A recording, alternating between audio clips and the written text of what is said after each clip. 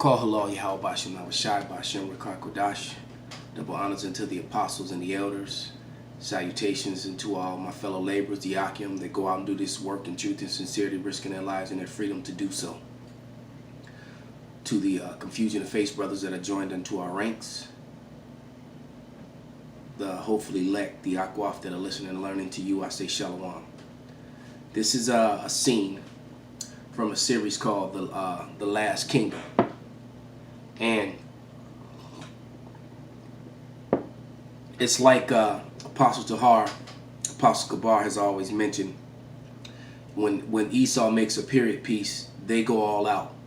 They get the clothing down to the lingo, the look, everything except aesthetically. Because during this time in Europe, during the time frame that this happened, this battle would have had very little to, if any, so-called white men in it in the first place. This is white superiority, so-called, on display at its fullest. And what they do is they take real-life characters and then just create stories around them and tell them the way that they want to tell them. But all that aside, this is a story about Uhtred, the son of Uhtred, who was supposedly a Saxon. We know that the Saxons were Negroes and not white people at all. History and relative prove that. Esau has claimed Anglo-Saxon, and they're not. That means the angelic sons of Isaac. And the angelic sons of Isaac were not Edomites at all. And I've provided the proof in many videos of that. The relics, the evidence, the history that they tried to sweep under the rug. But all that aside, during the time that this happened, the majority of the Edomites were still in the Caucasus Mountains. They hadn't come down yet. They had been forced up in the Caucasus Mountains. As a matter of fact, you can get that account in the book of Job, the 30th chapter. And I'll turn to that. Before I read it, I just want to finish this statement that you've often heard the apostles say that Esau reads the Bible, that all these Hollywood directors, they study the Bible intensely, and that's where they get the inspiration for their movies and their characters. And as I watched this show, the spirit, because I had seen it a couple times, and then I get so angry when I see these Edomite faces where there should be Jake faces. I know that the history is fabricated. And often I don't watch these shows, but this one I started watching. And it was spiritual because we were reading the book of Samuel. And as I began to read the book of Samuel, I realized that all the events that were taking place in Samuel were taking place in this show.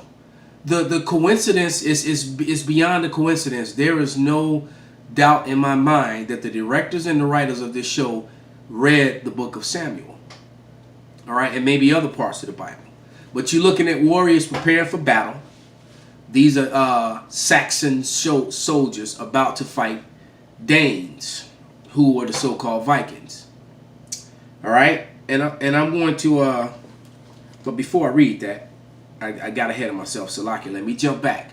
We're talking about Esau being in the mountains. All right, because these, just like in other movies and other battles, Esau always is putting his face in a time period and a place where he does not belong. All right, and the few Edomites that were or may have been around at this time were serfs and servants. They were not warriors and ruling class people and kings. That didn't happen until the medieval time, until the 1500s they came fully into power, 1492. All right, and in the 1500s, during the Renaissance, meaning the rebirth, this is when Esau came into power. All right, and then he started fabricating the art from 500-600 years before this time, as if it was him that was ruling, and it wasn't. But this is Job the 30th chapter, and it says, But now they that are younger than I have me in derision, whose fathers I would have disdained to have set among the flock of my dogs, of the dogs of my flock. It says, Yea, whereunto might the strength of their hands profit me, in whom old age was perished. And that's not the part that I want. I want to go to where they got driven from among men.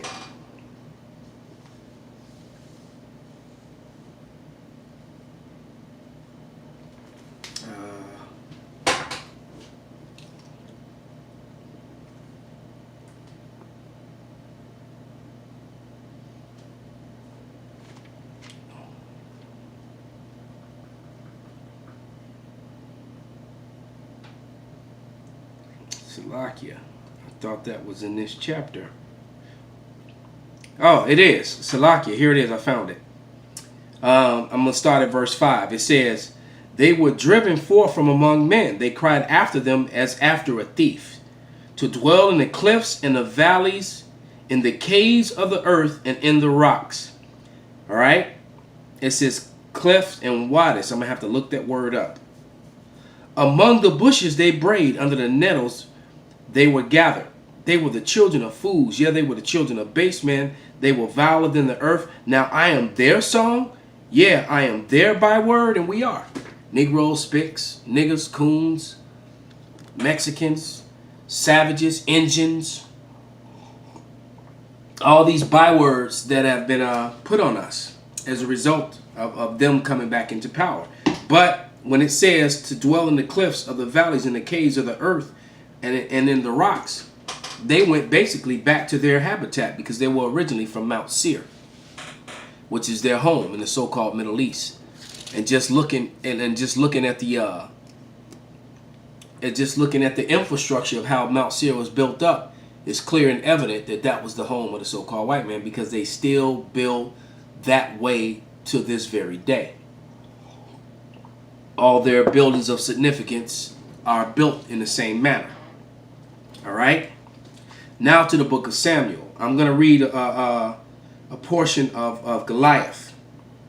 All right. And this is Samuel 17th chapter. And I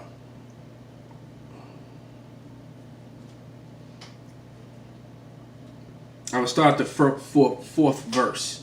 And it says that there went out a champion out of the camp of the Philistines named Goliath, whose height was 6 cubits in span. He had a helmet. You see the helmet these weird men are wearing? And he was armed with the coat of mail. That's called a chain mail coat. What that guy is wearing. And that guy was pretty big. He was tall and a lot bigger than a lot of the other men. And there were guys in there even a lot larger than this man. But you could see the chainmail, all right? And it says, and the weight of the coat was 5 shekels of brass. So those chainmails was like armor. And if for anyone who doesn't know what chainmail was for, chainmail was to make the blades slide off of you. It wouldn't stop a total thrust, but slashes it would. It would stop it would be more like an impact than a cut. Okay? So the chainmail just made you a little bit more resistance to the slash of a sword, all right, or a spear. Wouldn't necessarily protect you from a full-on thrust, but it did give you a sense of ruggedness in battle, and it was a lot harder to stop you or take you down.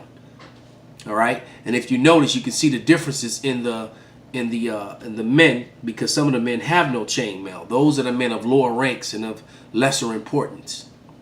The chainmail was generally designed for men who had the title Lord or something to that matter. But they get everything right in this show, because the women in this show did call men Lord and men called other men Lord. All right, just as you read in Samuel, the same thing happens. Because when you see Lord in all capital letters, you know, if you learnt, all right, that says Yahweh. That's talking about the Heavenly Father. But when you see Lord in lowercase levels, letters in the book of Samuel, it was talking about a man who had some standing. But I'm going to read a little bit from. I'm gonna start at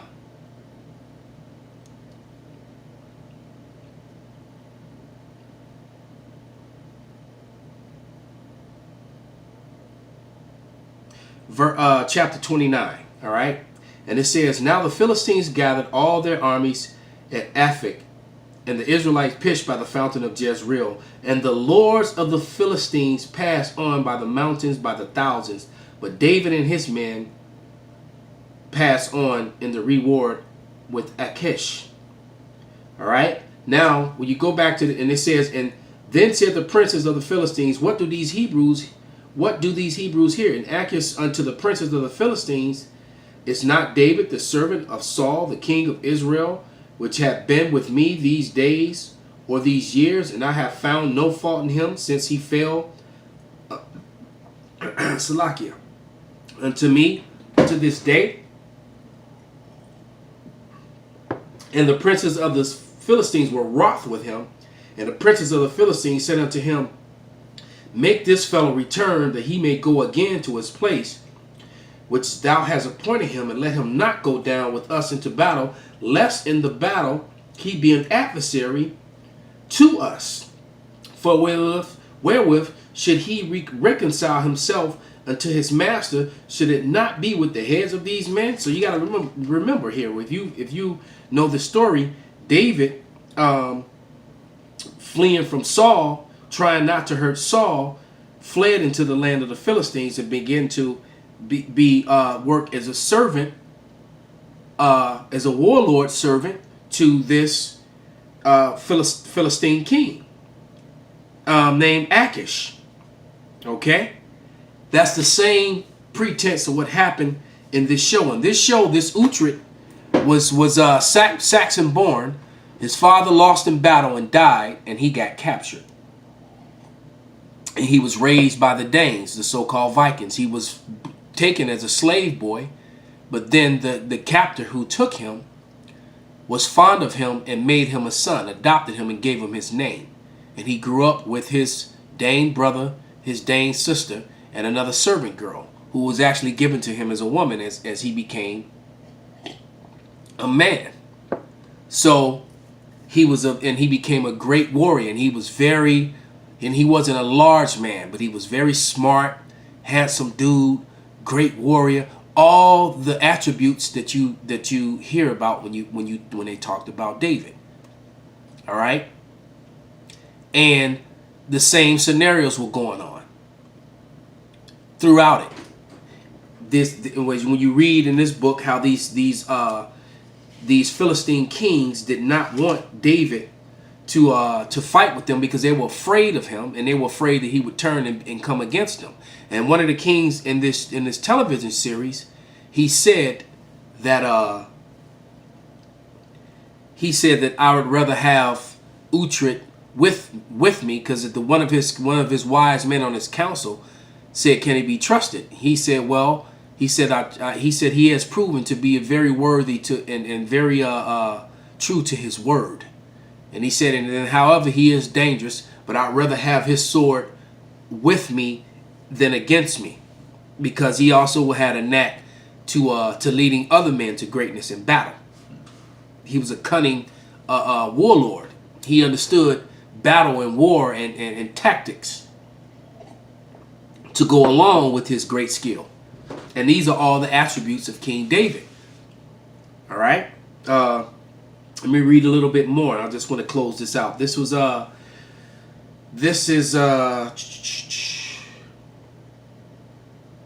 chapter 30. And it came to pass, when David and his men were come to Ziklag on the third day, the Amalekites had invaded the south of Ziklag and spent Ziklag and burned it with fire. And that happened also in this show. When the men left their camp, the enemies attacked it. The enemies led them to war, but the enemies did double back and actually went after their camp of their wives and their women and their children. All right? So when the apostles and the elders would make those statements about how these Hollywood directors read the Bible to get the inspiration from their stories, that's exactly what they do. And I highly suggest that brothers watch this show. It's very, very spiritual, and it gives you a real life experience of how the ancient world was, and how that is the way of the Bible, And once the laws of the Lord are established back in the earth would be this way as it was in this show again. All right. And meaning the mannerisms of people and the way things are going to be dealt with and how the law will be enforced. The law of the Bible finally will be the law of all lands. Okay.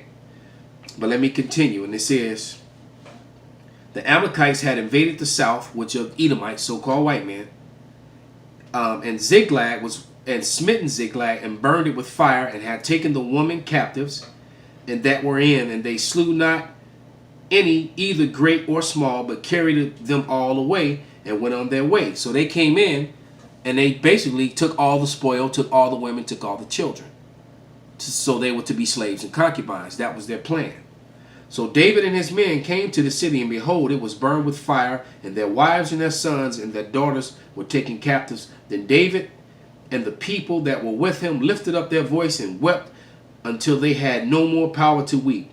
And David's two wives were taken captives, Ahinoam and the Jezreelitess, and Abigail, the wife of Nabal the Carmelite. And David was greatly distressed, for the people spake of stoning him. And because the soul of all the people was grieved, every man of his son and for his daughters, but David encouraged himself in Yahweh his power. And the same thing happened to Utrecht. All right, things would go wrong, and some of the men wanted to turn on him. So as you begin to watch this show, which I highly suggest, you'll begin to see how it matches up with the scriptures. And like I said, it's a really good spiritual watch anyway, because it's going to prepare you for some of the things that are to come. Because this way of life and the violence that took place in this, and the way the spoil was taken, gives you a real life sense of what happened in the ancient world and what is to happen again upon the return of the Lord. So with that, I hope this was a edifying lesson. Call halal Yahweh Bashim Shai, Bahashim Rakak Wadash, Wa Abba Babal.